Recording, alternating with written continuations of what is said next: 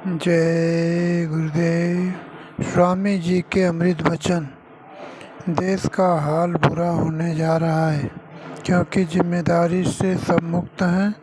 जनता को जो अपना चाहेगा वही देश को खुशहाल कर जनता को सुखी रखेगा।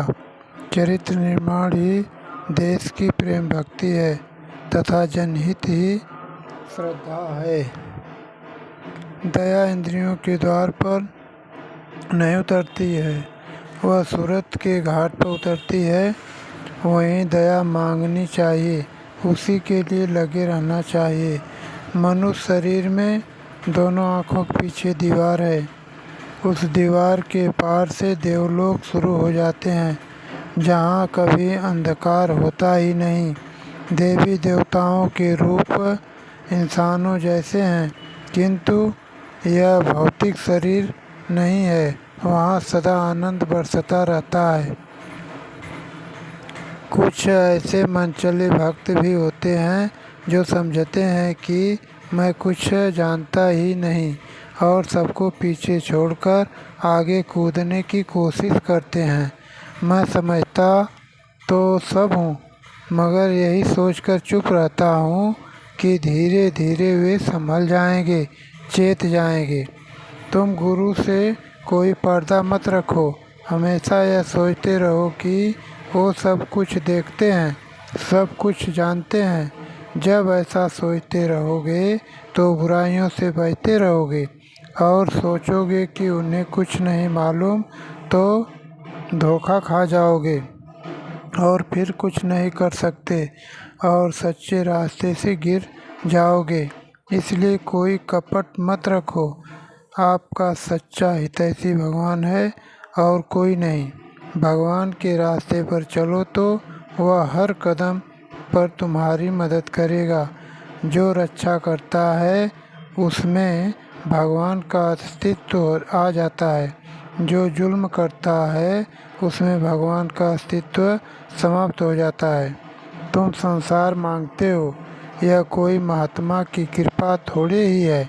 महात्मा की तो कृपा है कि वो नामदान दें, रास्ता बता दें। तुम ध्यान भजन में लगो और उनकी कृपा अपने अंदर में लेते चलो। आगे महंगाई इतनी आ रही है कि दुकानदार खाली बैठे रहेंगे और ग्राहक नहीं आएंगे। सरकार को ऐसी योजना बनानी चाहिए कि हड़ताल तोड़फोड़ खत्म हो जाए। उद्योग लगाने के लिए विदेशी कंपनियों को सरकार न बुलाए। जो सुविधा उनको देनी है वो भारत के व्यापारियों को दे दिया जाए तो स्कूल से निकलने वाले बच्चों को वे काम दे सकते हैं। जो कर्जा तुमने विदेशों से लिया है वो कोढ़ है और मुल्क को ख़त्म कर देगा। किन शर्तों पर कर्जा तुमने लिया यह जनता को कभी नहीं बताया।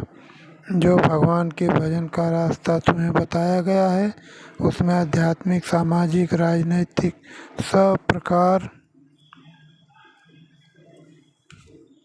का बोध होता है।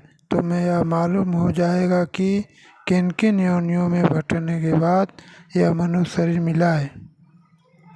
कुदरत सजा देने जा रही है, लेकिन अब भी महात्माओं की बात लोगों ने मान ली तो उनकी बचत हो जाएगी। संगत की सेवा का पैसा जो कोई अपने निजी हित में खर्च करेगा तो वह फलीभूत नहीं होगा। मुझे सब मालूम है कौन क्या करता है। तुम्हें जो काम दिया गया है उसे करो। जितना काम दिया जाए उतना ही करो, बढ़ा चढ़ा कर मत करो। सभी प्रेमी जनों द्वारा शांति स्थापना के कार्यक्रम निरंतर चालू हैं, इसमें सुस्ती करने की ज़रूरत नहीं है। भजन में तरक्की हो इसके लिए तुम्हें अच्छे लोगों का साथ करना होगा। तुम अपने साथी को परमार्थ के रास्ते पर मोड़ने में अधिक समय मत बर्बाद करो। वक्त आने पर वह भी मुड़ जाएगा। तुम्हें अपने को देखना चाहिए कि तुम कितना गुरु की आज्ञा का पालन करते हो। जो गुरु के वचनों का पालन नहीं करते उनका उद्धार कभी नहीं होगा। इस बात को बराबर याद रखो। कि जो मनुष्य अपनी मान बढ़ाई के लिए नाना प्रकार के यत्नों से ऊपर उठना चाहता है और गुरु के वचनों की अवहेलना करता है और प्रेमी सत्संगी भाई बहनों पर हुकूमत करना चाहता है, वह व्यक्ति सबकी निगाहों से गिर जाता है। ऐसे लोगों का जम के फंदों से छुटकारा नहीं हो सकता। तुम अपना काम करो और अपने आत्मकल्याण की चिंता करो। दूसरे क्या करते हैं इसकी चिंता मत करो। हर रोज़ समय कम होता जा रहा है, इसकी चिंता करनी चाहिए। भजन का समय निश्चित करो और रोज़ भजन करो। सुमिरन और ध्यान अलग नियम बना लो और उसका पालन करो तो भजन ध्यान बनने लगेगा। कमी तुम्हारे अंदर है। गुरु तो दया करना चाहते ही हैं, किंतु तुम दया को ले नहीं पाते हो। ध्यान जब चारों तरफ फैला रहेगा तो उसे एकत्र करके एक जगह लाने में कठिनाई होगी। भजन हो या ध्यान हो, कोशिश इस बात की करनी चाहिए कि मन स्थिर रहे।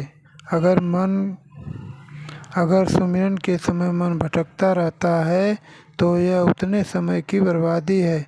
आपका कहना है कि 2 घंटा का समय रोज साधना में दे देते हैं तो इससे कुछ नतीजा तो निकलना चाहिए, पर ऐसा नहीं हुआ। इसका साफ मतलब है कि भजन के समय मन अंदर नहीं ठहरता है बल्कि बाहर भटकना शुरू कर देता है। कहने का मतलब है कि आप सुमिरन के वक्त मन को रोकने की कोशिश करें। मन के रुकने के बाद ही अंतर में कोई दिखाई पड़ेगा और सुनाई पड़ेगा। यह मन युगों युगों का भूला हुआ है और इसे धीरे धीरे समझाने की कोशिश करनी चाहिए। मन का स्वभाव है चलायमान रहना और स्वभाव में बदलाव तभी आएगा जब नियम से रोज बैठेंगे और इसको पकड़ने की कोशिश करेंगे।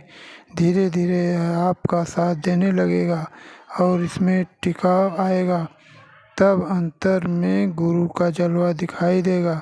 अंतर जगत में प्रवेश होने पर जब गुरु का दर्शन होगा और उनसे बातचीत होगी तभी सभी दुखों का अंत होगा। जय गुरुदेव।